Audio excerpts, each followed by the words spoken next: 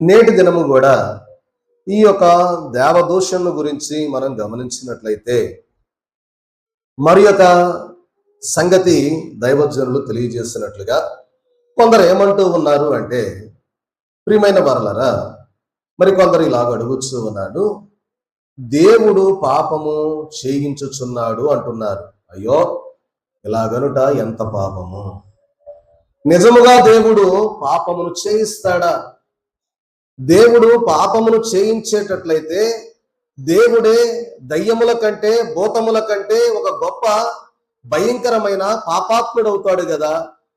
ఎలాగ దేవుడు పాపము చేయించగలడు మానవుని చేత అని ప్రియమైన వారలారా మనము వాక్యముల ద్వారా తెలుసుకుంటూ ఉన్నాం. చూడండి, మనం గమనించినట్లయితే యాకోబు రాసినటువంటి పత్రిక 1వ అధ్యాయము 13వ వచనంలో మనం చూస్తే అక్కడ ఒక మాట మనకు కనబడతా ఉన్నది. ఏంటి అంటే, పరిశోధింపబడువాడు నేను దేవుని చేత శోధింపబడుతున్నాను అనకూడదు అని యాకోబు గారు వ్రాసినటువంటి పత్రికలో ప్రియమైన వారలారా వ్రాస్తూ ఉన్న మాట ఏంటి అంటే, పరిశోధించబడువాడు నేను దేవుని చేత శోధింపబడుతున్నాను అని అనకూడదు. చూడండి, సాతానుడు ఏమన్నా శోధిస్తాడు, దేవుడు పరిశోధిస్తాడు. కాబట్టి మనం గమనించినట్లయితే ప్రియమైన వారలారా యాకోబు గారు వ్రాసినటువంటి ఈ పత్రిక 1వ అధ్యాయము 13వ వచనంలో ఎవడైనను సరే పరిశోధింపబడుచు ఉన్నటువంటి సమయంలో నేను దేవుని చేత శోధింపబడతా ఉన్నాను అని ఎప్పుడూ కూడా అనుకోకూడదు అని భక్తుడైనటువంటి యాకోబు గారు తెలియజేస్తూ ఉన్నారు. కాబట్టి మనం గమనించినట్లయితే ఎప్పుడు కూడా దేవుడు మానవుని పాపము చేయడానికి ఎప్పుడు ప్రోత్సహించడు. ఎందుకంటే ఆయన పరిశుద్ధుడు గనక ఆయన యొక్క పరిశుద్ధతకు వ్యతిరేకముగా ఏ పని ఆయన చేయడు.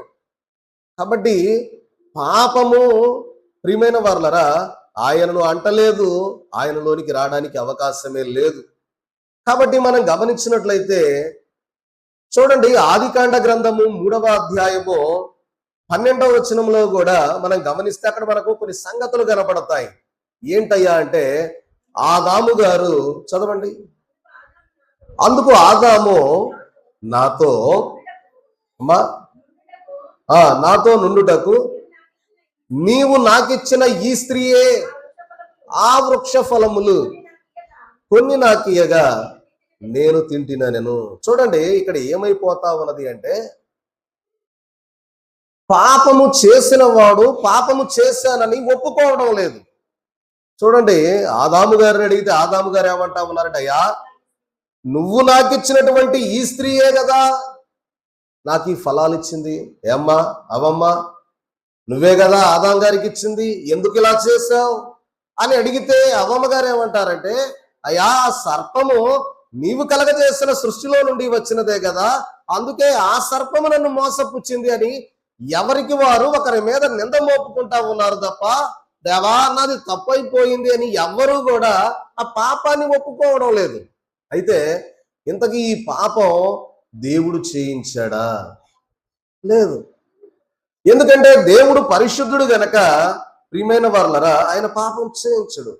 దేవుడు పాపము చేయించువాడైనా ఆయన పాపాత్ములందరికన్నా, దయ్యముల కన్నా, సాతాను కన్నా భయంకరమైన గొప్ప పాపాత్ముడై ఉండేవాడు అని తండ్రి గారు తెలియజేస్తూ ఉన్నారు. కాబట్టి ప్రియమైన వారలారా అలాగనుట వలన మనము దేవుని గొప్ప పాపాత్మునిగా చేయించు ఉన్నాము. ఇది ఎంత గొప్ప దోషము. కాబట్టి దేవునిని దూషించడం, ఆయనే పాపము చేయించాడు అనడం అనేది భయంకరమైనటువంటి పాపం అయి ఉంటుంది. అందుకే తండ్రి గారు ఒక కీర్తనలో రాస్తూ, స్థిమితము లేదు గదా మానవునికి, క్షితియందు శ్రమలే గదా, శ్రమలే చోటాను శ్రమలే వేళాను, శ్రమలు పోగా క్రొత్త శ్రమలు వచ్చుచుండు, శ్రమ పెట్టుచున్నవి సౌఖ్యమేది మనకు, మనలో కొందరిట్లో తలచుచున్నారు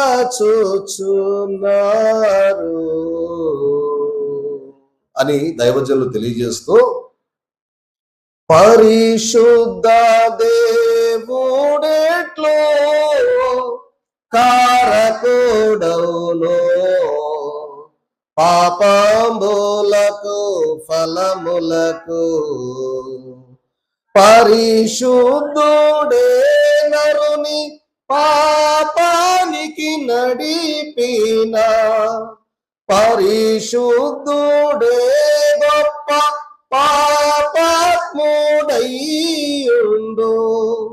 తల్లి తన్ను కనియున్న పిల్లం చెడగొట్టునా, సృష్టికర్త ఎలా సృష్టిని చెడగొట్టున్, పరిశుద్ధ దేవుని పద్ధతులు విషయాలు సరిగా తెలియకున్న సాధనగియుండుట,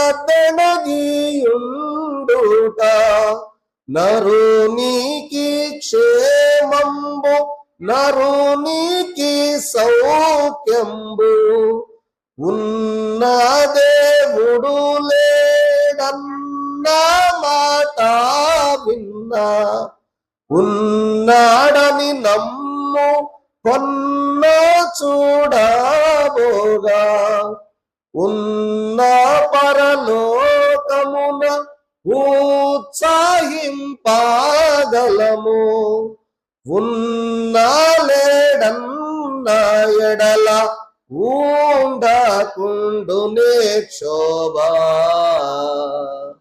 స్థిమితము లేదు గాదా మానవునికి, క్షితియందు శ్రమలే గాదా. చూడండి ప్రియమైన వాళ్ళరా, మానవుడు ఎలా అనుకుంటాడు, అబ్బాయి స్థిమితము లేదు కదా మానవునికి, క్షితియందు అన్ని శ్రమలే, శ్రమలు పోగా కొత్త శ్రమలు వస్తూ ఉన్నాయి. కాబట్టి అనుకుంటాడు మానవుడు, ఈ శ్రమ పోతే మరొక శ్రమ వస్తా ఉన్నది అని అనుకుంటా ఉన్నాడు.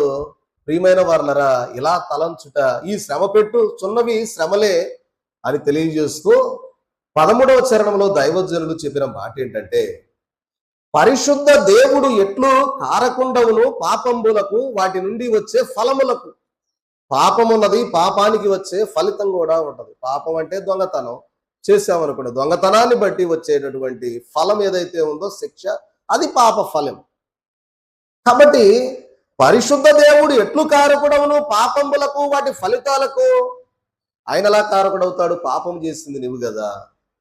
కాబట్టి పరిశుద్ధుడే నరుని పాపానికి నడిపిన పరిశుద్ధుడే గొప్ప పాపాత్ముడయ్యుండు. పరిశుద్ధ దేవుడే గాన మానవుణ్ణి పాపానికి నడిపిస్తే మానవుడు కాదు గాని దేవుడే ఒక గొప్ప పాపాత్ముడయ్యుండును అని తండ్రి గారు తెలియజేస్తూ, ఏ తల్లి అయినా తను కని ఉన్న పిల్లను చెడగొట్టుద్దా ఏమ్మా? ఏ తల్లి అయినా తన యొక్క కుమార్తెనో కుమారుణ్ణో తనంతట తాను చెడగొట్టుకుంటుందా? చెడగొట్టుకోదు కదా. సృష్టికర్త ఎలా సృష్టిని చెడగొట్టును? ఈ సృష్టిని కలగజేసినటువంటి దేవుడు సృష్టిని ఎలా చెడగొడతాడు? చెడగొట్టడు కదా. కాబట్టి పరిశుద్ధ దేవుని పద్ధతులు విషయాలు సరిగా తెలియకున్నా, ఒకవేళ పరిశుద్ధ దేవుని యొక్క సంగతులు తెలియకపోతే మాట్లాడకుండా ఉండడం మంచిది. సద్దణిగి ఉండుట నరునికి క్షేమంబు. దేవునికి మహిమ కలుగునుగా. ఆమేన్. పరిశుద్ధ దేవుని యొక్క విషయాలు తెలియకుండా ఏది పడితే అది మాట్లాడుట కంటే మౌనంగా సద్దణిగి ఉండుట నరునికి క్షేమంబు. కాబట్టి నరునికి సౌఖ్యంబు. కాబట్టి ఉన్న దేవుడు లేడన్న మాట విన్నా, ఉన్నాడని నమ్ముకొన్న చూడబోగా ఉన్న పరలోకమున ఉత్సహింపగలవు. ఏమంటా ఉన్నారంటే, ఉన్న దేవుడు లేడన్న మాట విన్నా, ఉన్న దేవుడు లేడన్న మాట నువ్వు విన్నా, దేవుడు ఉన్నాడు కానీ జనులు లేడంటున్నారు.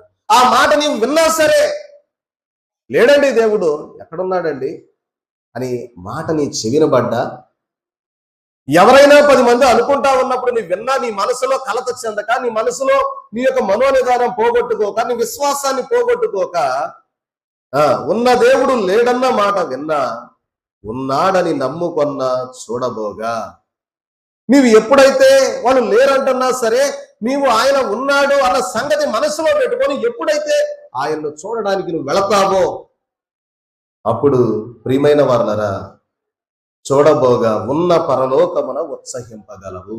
అప్పుడు నీవు పరలోకములో నీవేమవుతావంట, సంతోషముతో గడపగలవు అంటున్నారు.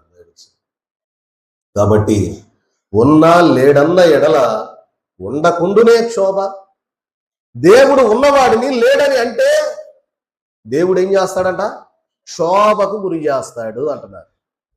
ఉన్నవాడిని ఆయన మాటే మోషే గారితో అన్నాడు, ఏమని? నేను ఉన్నవాడను అనువాడనై ఉన్నాను. కాబట్టి లేడని నీవెలా చెప్పగలవు? కాబట్టి ప్రియమైన వారలారా, దేవుడు తెలియజేస్తూ ఉన్న మాటలు మనం గమనించినట్లయితే, దేవుడు పాపము చేయించుచున్నాడు అని అంటూ ఉన్నారు. అయ్యో ఇలాగనుట ఎంత గొప్ప భయంకరమైన పాపము అంటూ ఉన్నారు. కాబట్టి ఈ మాటలు నమ్మిన మనము కూడా ఏ మాటలు అంటే, ఆయన ఉన్నాడు అన్న సంగతి మనం నమ్మాలి. ఆయన పాపము ఏ మాత్రము చేయడు, ఆయన చేయించడు. ఎందుకంటే యేసుక్రీస్తు ప్రభువారే అన్నారు, మీలో ఎవడైనా సరే నాలో పాపం ఉన్నదని మీలో ఎవడైనా స్థాపించగలిగితే రండి అని ప్రభు సవాలు విసిరాడు. కాబట్టి అలాంటి పరిశుద్ధుడు మానవుడి చేత పాపాన్ని చేయించడు. ఈ మాటలు నమ్మిన మనము కూడా మంచివారము కాగలము, తుదకు ఆయనలో చేరగలము, సుఖింతుము, నిత్యము కూడా జీవింతుము అన్నారు తండ్రి. కాబట్టి దేవుని దూషించినందున ఎప్పుడో నరకములో మాత్రమే కాక, చూడండి, దేవునిని దూషిస్తేనట ఏం జరుగుద్ది అంటే, నరకంలో పడే శిక్ష తర్వాత కానీ భూమి మీదనే వాడు తప్పకుండా నరకం అనుభవిస్తాడు అన్నారు. కాబట్టి ప్రియమైన వారులారా, దేవుని దూషించినందున ఎప్పుడో నరకములో మాత్రమే కాక ఈ లోకములో కూడా బాధలు అనుభవిస్తారు. కాబట్టి అలాగే దేవుని మెచ్చుకున్నందువల్ల ఎప్పుడో మోక్షములో మాత్రము కాదు, ఈ లోకములో కూడా సంతోషము అనుభవింతుము గాక. ఆమేన్. దేవునికి మహిమ కలుగును గాక. ఆమేన్. కాబట్టి ప్రియమైన వారలారా, దేవుని మనం మెచ్చుకున్నందువల్లట మరి ఎప్పుడో మోక్షములో మనము సంతోషముతో ఆనందముతో ఉండేదానికన్నా కూడా అక్కడ ఉంటాం, ఇక్కడ భూలోకంలో కూడా సంతోషముతో ఆయన మనం స్తుతించేవారిగా ఉంటూ ఉన్నాం. కాబట్టి దైవజనులు తెలియజేస్తూ ఈ మాటకి, దేవునిని ఆయన పనిని చూసి ఆనందించు మనస్సు మనకు కలుగును గాక. ఆమేన్.